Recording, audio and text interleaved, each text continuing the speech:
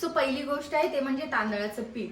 So yes, प्रत्येकाच्या घरात कोणतं ना कोणतं तरी पीठ असतं. अगदी असं नाहीये की तांदळाचंच पीठ हवंय, पण येस तांदळाचं पीठ असेल तर अजून बेनिफिट्स त्याचे आहेत. कारण का रिसेंट तुम्ही बघू शकता कोरियन स्किन केअरमध्ये हेअर केअरमध्ये बऱ्याच वेळा तांदळाच्या पिठाचा वापर केला जातो. सो येस, म्हणून तांदळाचं पीठ. त्याच्यानंतरचं मेन म्हणजे आता उन्हाळ्यात आपल्या प्रत्येकाच्या घरात अवेलेबल असतं ते म्हणजे दही. दहीने छान मॉइश्चर मिळतं स्किनला. ज्यांची स्किन ड्राय आहे ते सुद्धा फेस पॅक यूज करू शकतात. कारण का बऱ्याच जणांचं असं होतं की त्यांची ड्राय स्किन असते आणि फेस पॅक लावल्यावर अजून ती ड्राय होते. सो त्याच्यासाठी तुम्ही दही यूज करू शकता. त्याच्यानंतर ज्यांची स्किन ब्लॅकहेड्स किंवा बरेच असं स्किन एक्सफोलिएट करायची असेल त्यांच्यासाठी, सो त्यांच्यासाठी आहे ते म्हणजे साखर. साखरेने तुम्ही स्क्रब करू शकता, जी प्रत्येकाच्या घरात अवेलेबल असतेच. अगदी बेसिक गोष्टी आहेत त्या.